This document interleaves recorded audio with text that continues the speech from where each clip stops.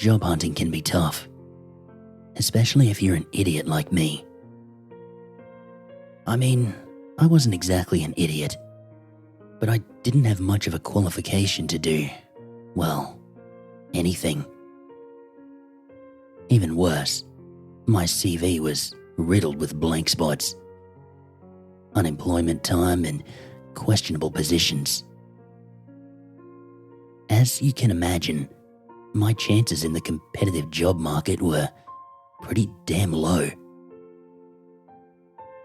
The everlasting pandemic didn't help. After trying my luck at finding a new job for a few months, I gave up and spent my days sulking in front of Netflix. It was my friend Robert who came to my rescue. He had recently become a department manager at a wholesale company. After lamenting to him one evening, he told me that his department was understaffed and looking for new hires. I was psyched, to say the least. I went to the job interview the next day with high aspirations of making it in the business world. In my mind, I already saw myself negotiating big-time contracts with companies such as Mercedes or Porsche. The moment I arrived at the office, I was already skeptical. It was a giant old building complex, but Robert's company was restricted to only one of its wings. Despite this though, I made my way inside and, after some confusion, found myself in the recruiter's office. The man gave me a friendly smile, but I noticed his probing stare. "Well, glad to have you here, Mr. Gerard. Your acquaintance already told us you're interested in a position as a janitorial assistant. Before we start, I'd like to ask you a few questions." Janitorial assistant? Of course. I was informed that Mr. Richter had already discussed the details of your position. He gave me a questioning stare. Yeah, he did. Sorry about that, I said, when I'd gotten over the initial shock. Robert. That stupid damn Robert. He had told me he'd become a manager, but he hadn't told me he was a freaking facility manager. And of course, the dumbass I was, I hadn't even bothered to ask him or check anything about the position. As I answered question after question, I considered more than once to just tell the man I didn't want to work as a freaking janitor. But did I really want to go back to living on welfare? Did I really want to go back to sitting in my shitty apartment day after day, doing nothing? No, I decided, and so I went with it and did the best I could. A few days later, I was informed that I had officially been hired as a janitorial assistant. I stared at the letter with a mixture of proudness and disdain. When Monday arrived, Robert greeted me right in front of the building with a big smile on his face. "Well then," he started in a pompous voice, "it seems you're my new assistant. So, how about I show you, cut the crap, man. I'd like to inform you that behavior like this is not acceptable. Come on, man, knock it off. Just show me the janitor's closet so we can get to work." "You mean the facility manager's office," he corrected me. I groaned, but followed him inside as he led me to our so-called office. Needless to say, the job sucked, and working with Robert wasn't as fun as I'd imagined. He was, for all intents and purposes, my superior, and he made sure I knew it. Even when I confronted him about it, he told me that it was all for my own good, and so I'd learn the ins and outs of the job. Yeah, sure. Scrubbing toilets is really hard to learn. Jesus, Robert. Screw this job. Still, I had to admit, it didn't feel half bad to be actually doing something. It was a few days into the job when I learned of the worst part. Supply deliveries. Once a week, the company ordered office and packaging supplies in bulk. Every Wednesday morning, stacks upon stacks of printing paper, printer cartridges, boxes, and other packaging materials arrived.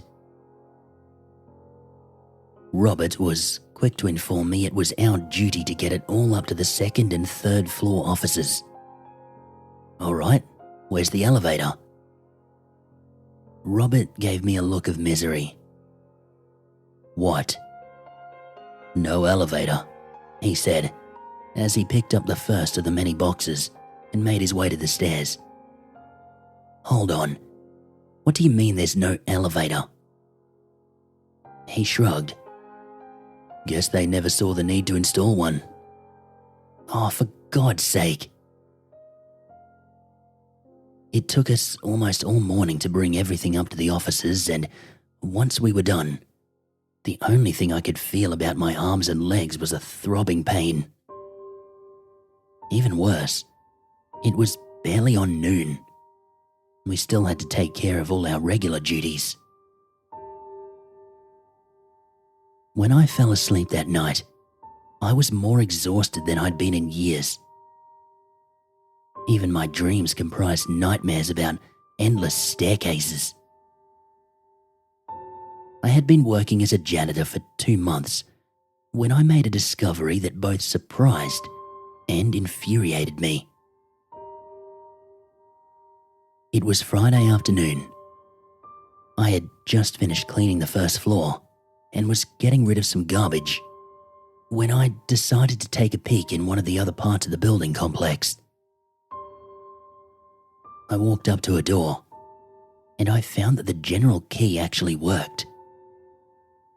This wing of the building had once been used by a different company, but had been abandoned a few years back. I wasn't looking for anything in particular. I was just curious. As I made my way through a long, winding corridor and past empty offices, I couldn't believe my eyes. There was an elevator there. A freaking elevator. You have got to be kidding me, I said out loud. Well, there's no way it's working, I thought. The power had probably been disconnected a long time ago. When I pressed the button, however, there was a loud ding, and the doors opened. I don't know what I'd expected, but the elevator looked normal and in working condition. I scanned the outside, then the inside, but there was no warning sign or anything like that. For all I knew, this building had a freaking elevator after all, and we'd been carrying boxes up the freaking stairs every single week. After my discovery, I made my way back to the janitor's closet to tell Robert about my findings. I walked up to him and confronted him about the elevator, but he just stared at me like I was an idiot. What elevator? Instead of answering, I dragged him with me to the abandoned wing of the building and showed him what I'd found. Robert looked at the elevator, then at me and shrugged. Well, what's the big deal? I bet it's busted anyway. Saying nothing, I pressed the button. The elevator's doors opened with a ding. It's probably busted anyway, I mocked him. Fine, alright, it's working. What's the big deal? I sighed in frustration. Wednesday? The freaking supplies. Aren't you tired of carrying that shit up the stairs every week? Ah, Yeah, that's actually not a bad idea. You're smarter than you look. And you're even dumber than you look, I added in my mind. So, you want to try it? I asked.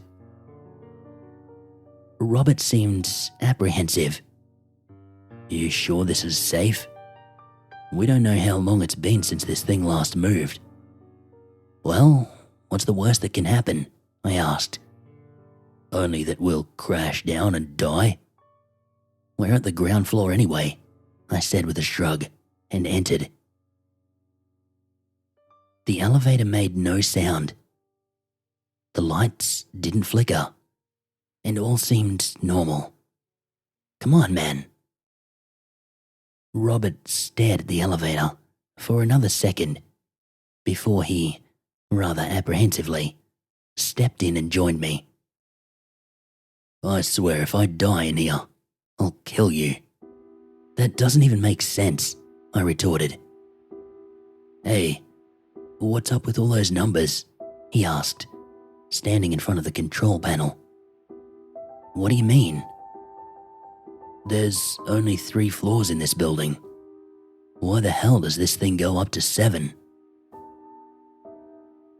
I stepped up to him, and I couldn't help but frown when I saw the various numbers and buttons. Might be a standard issue kind of thing. Maybe they forgot to detach the other numbers, I reasoned. Never seen nothing like it, Robert said. Shit's weird. Sure is, I said, before I hit the number 3. The elevator went up with no problem, and we soon found ourselves on the building complex's 3rd floor.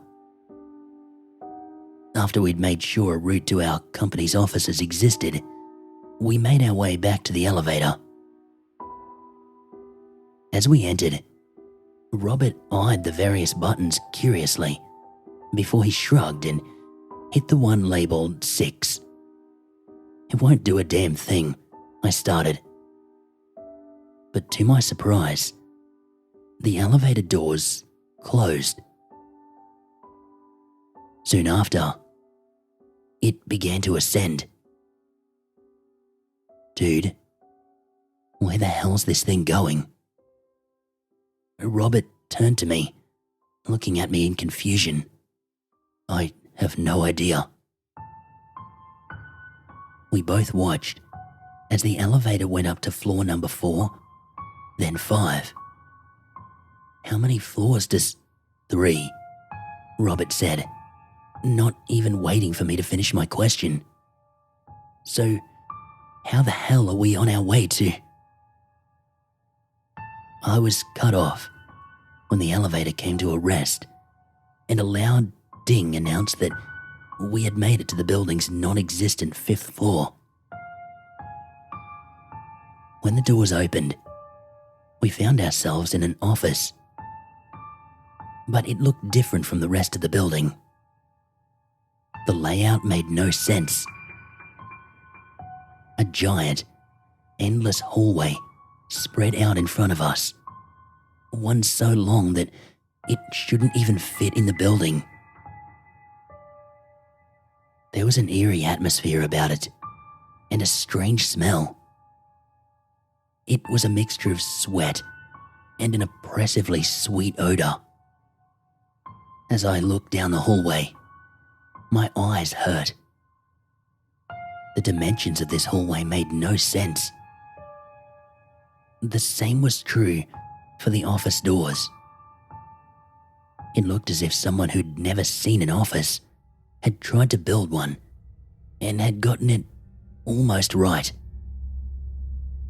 But at the same time, entirely wrong. Suddenly, a muffled voice made its way to us. It was strangely high-pitched and indistinguishable. Robert almost jumped at the control panel, smashing the button for the ground floor. With each passing second, the voice grew louder, and I could soon make out shuffling movements at one of the office doors in the distance. a twisted shadow, pushed itself outside and began moving in our direction. Jesus Christ, close it already, I whispered at Robert. I shoved him aside and began hitting the button to close the doors. Finally, with a ding, they closed. Freaking hell, man. What the hell was that? Robert said to me. I slumped on the floor next to him and could only shake my head. No clue, man. Let's just get out of this thing and never go. My voice broke up as the elevator came to a halt on floor number 5. My eyes grew wide as the doors of the elevator opened. This time, there was no office.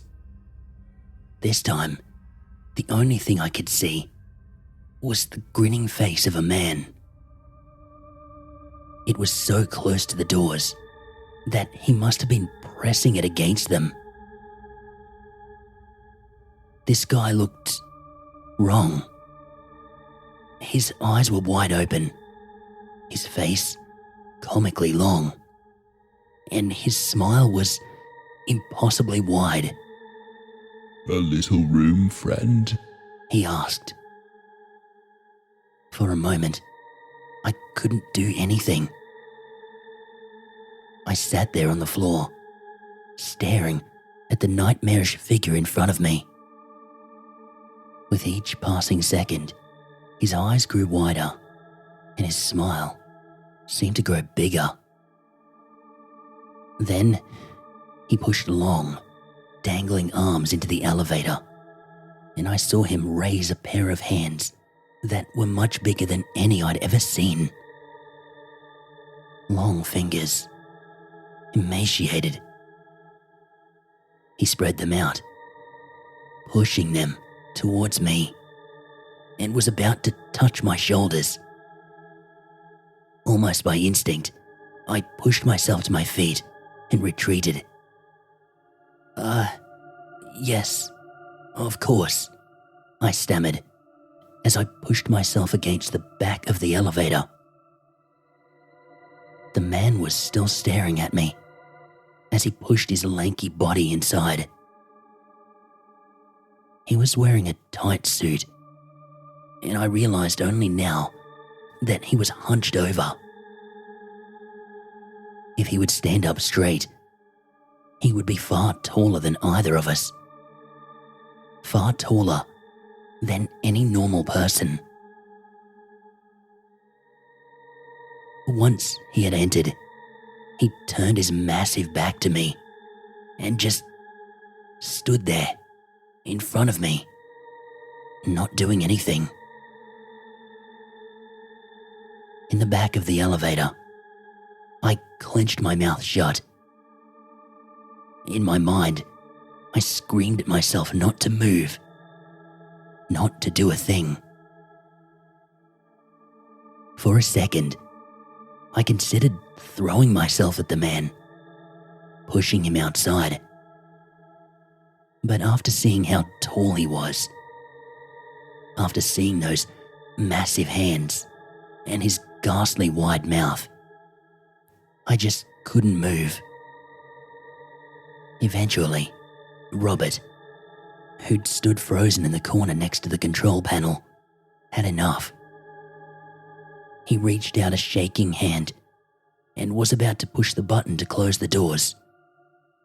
But before he could, one of the man's giant hands shot forward and closed around Robert's wrist. He gave a terrified yelp, and I saw him pull back, trying to free himself. Yet, the man didn't let go. Instead, he slowly turned his face towards Robert. I must insist, friend, the man said, bringing his face ever closer to Robert before he pressed the button himself. Please, I don't, Robert started. But within a moment, the man pressed his face so close to Robert's, they almost touched. Did you say anything, friend? He asked. And in that moment, his lips retreated. Rows of huge, misshapen teeth were revealed. In the back of the elevator, I pushed myself as far away as I could. The man's head I saw now was almost twice the size of Robert's, and for a moment, I thought he would attack him, tear him apart, or bite his head right off. And Robert, he just stood there, shaking in fear, his eyes closed. As the elevator descended, the only sound was that of Robert's soft whimpers as this man pressed his face closer and closer towards his. After what felt like an eternity, we arrived on the ground floor. The man was still grinning, but finally let go of Robert's wrist. His face turned from Robert to me before he spoke again. Thank you, friends. Without you, I'd never have made it out of there. And with that, he gave us the briefest of bows, stepped out of the elevator, and skipped away down the hallway, and eventually into the outside world. As I stood there, I stared after him.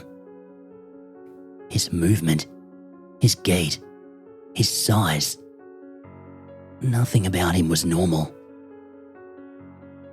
His legs moved in jerky motions, as if they had too many joints in them. And for the first time, I saw how long his neck was. No, whatever was below that suit, it was no man. It wasn't human at all. And as I stood there, as I heard Robert slump down beside me, I realized the most critical thing. It wasn't what this thing was, nor where it had come from, that scared me. No. It was that, thanks to us, it had now been released into the world.